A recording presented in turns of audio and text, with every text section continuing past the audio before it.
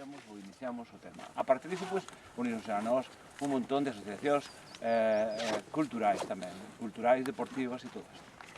Toda vez fixemos eso, empezamos co tema. Entendíamos que estamos a defender o medio, e entre todas as cousas a auga, e entón estamos escoitando todos os días bombardeado por nosos oídos, auga termal, auga termal, auga termal, e entón nos pensamos, e nós vamos defender auga normal, auga normal, auga normal, vale? Porque non entendíamos que algo está pasando cos ríos que non é de recibo.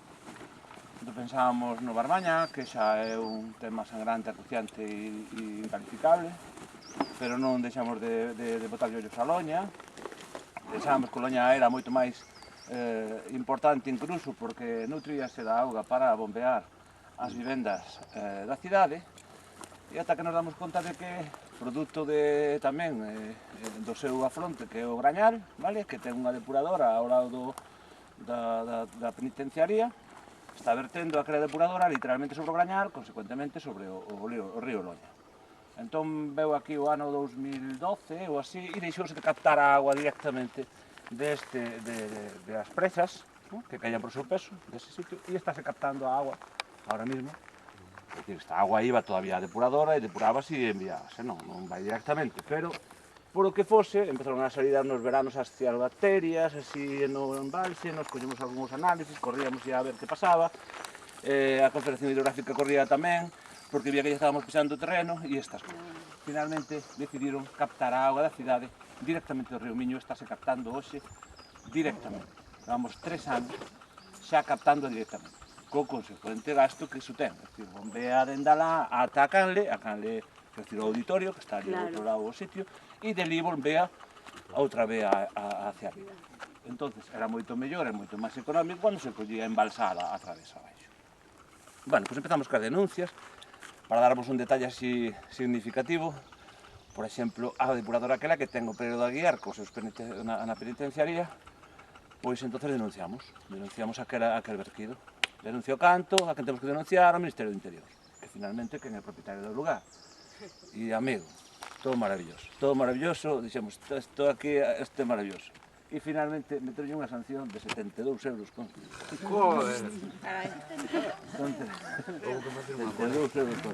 Supoñemos que calquera de nós lle dera por botar un pis diante dun regato, xa teña os 72 euros a pagar.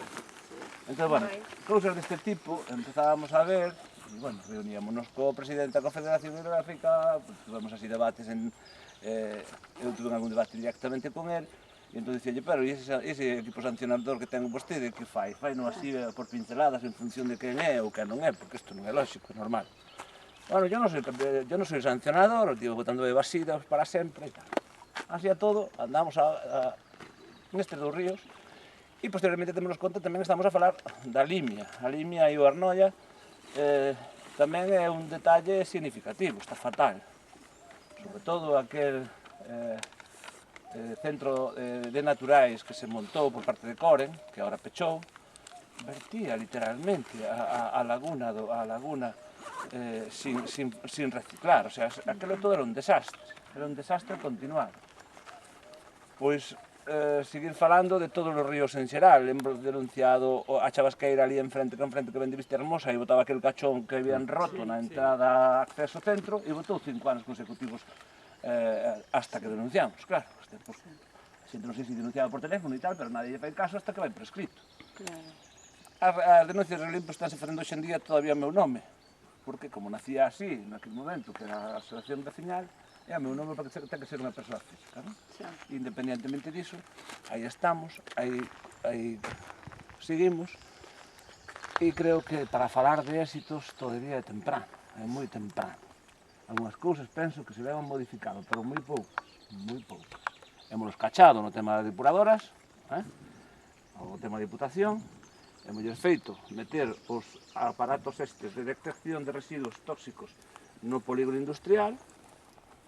Isto foi proposta nosa e ademais presiónosa, e puxéronse as cabinas.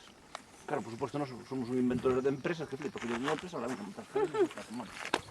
Aí está, ahora resulta que están as cabinas, e de vez en cuando se produce un verquido, nos imos alá e dicimos, danos os resultados das cabinas. ata día de hoxe, teño que recoñecer que non son capaces de darnos os pasados, sabes? Sí que teñen un tipo que controla as cabinas, que está todo conectado a un teléfono móvil, que o tío vai á cabina, todo eso está todo controlado. Bueno, enseñaronlo un día que estaba todo controlado, pero eu sigo pensando que non existe tal control e, polo tanto, siguen intentando engañarnos, porque inevitablemente ves o que está a suceder. Agora, sigue pensando o presidente da Confederación Hidrográfica que nos vai a embobar hasta o 15, embobábanos con unha millonada de euros e non é certo, xa quere levar po 20, o sea, un mentiroso dilatador, pero está comenzando unha obra de diseminación de residuos ali diante da Cervezas Antigua San Martín, sabedes onde está a gloreta? A dereita estáse facendo naquel sitio unha obra que levará por lo menos outros 10 anos para salvar un pouco o que son os verquidos ao Brabán.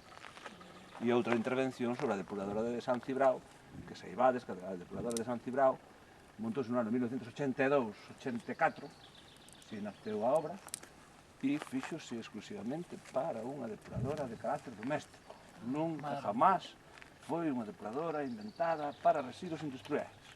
Entón, esa pobre depuradora, é evidente que despois de nacer o polígono industrial de San Cibrao, despois nacer de Barreiros, consecuentemente, sepades que o do Concello de Pereiro de Aguiar pagalle 200.000 euros anuais a San Cibrao para que lle depure con esa depuradora que é obsoleta, que non vale para nada.